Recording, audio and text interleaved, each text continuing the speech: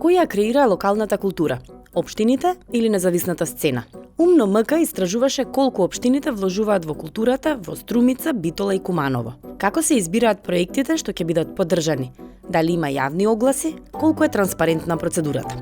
Никола Пијанманов, еден од најреномираните ликовни уметници во земјава, вели дека во општината веќе 20 години не постојат конкурси и се сведува на лични контакти и се спроведува аматерски. Не е работата вие случајно или инцидентно да се најдете во некоја програма па да се исполни местото и да се направи нешто. Зборувам за вистински конкурс кој ќе го распише тело, формирано од тројца или 5 стручни лица, компетентни, еден од драмските дејности, еден од музичката, еден од визуелната. Главниот двигател на независната сцена е индивидуалните уметници и секогаш ќе биде така.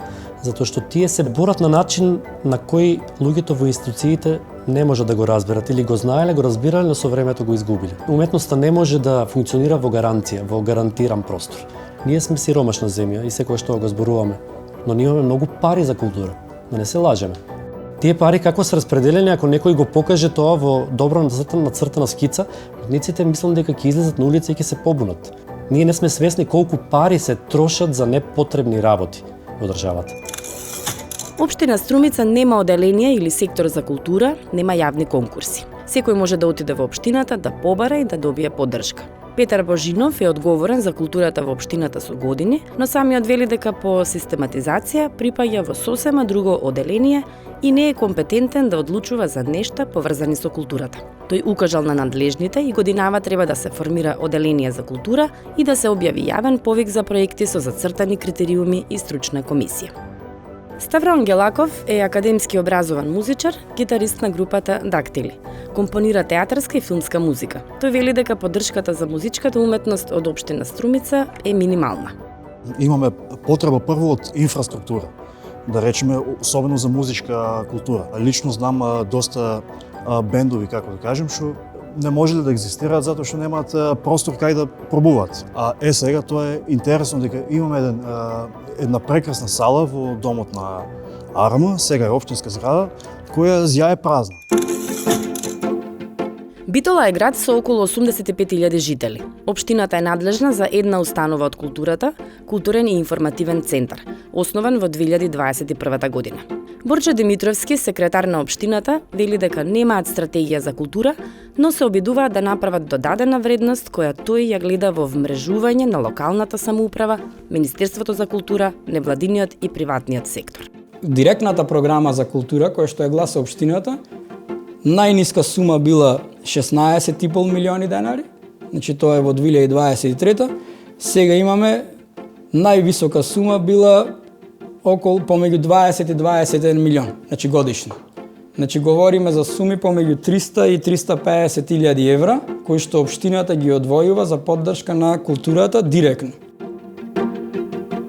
Здруженијето Пондер организира иницијативи од областа на филмот, книжевноста, музиката. Тие се дел од независната сцена повеќе од 10 години, но сите во тимот работат и живеат од нешто друго. Ова го прават од ентузијазам. Не можеме ние да градиме публика, пошто секој 1 септември или октомври една генерација деца од средно се иселва за факултет, дали во Скопје, дали подалеку, така да сегаш малце сизифовски ние си имаме прифатено дека ќе се истркала каменот.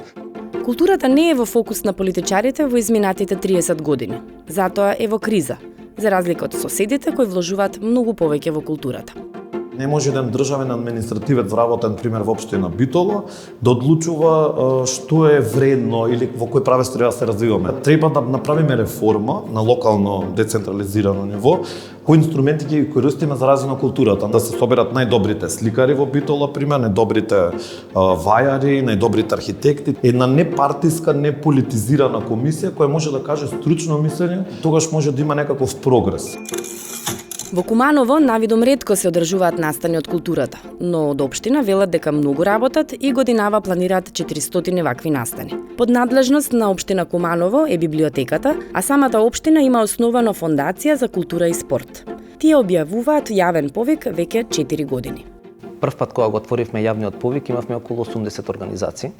Следната година имавме 90, предходната година имавме околу 198, оваа година имаме 125.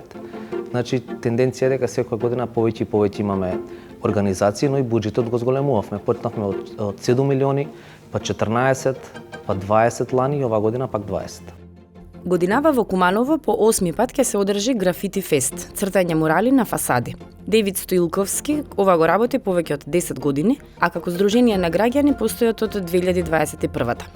Имавме по некоја мала ситна поддршка, но ќе кажам недоволна за тоа што нас ни треба и дека растеме од година во година, така да некако стагнираше помошот од нивната страна. Културата во овие 3 општини не се развива според однапред изработен план или специфични цели за развој на секоја средина поединечно. Фактот дека оние што ја создаваат културата не се задоволни како функционираат нештата и бараат цврста рамка која ќе гарантира квалитет на тоа што се поддржува, е потврда дека развојот во културата во локалните средини не може да дојде сам по себе. А за да се случи, план за стратегија и развој мора да осмислат најстакнатите представници на секоја средина. Во моментот, најмногу од нив се дел од независната сцена.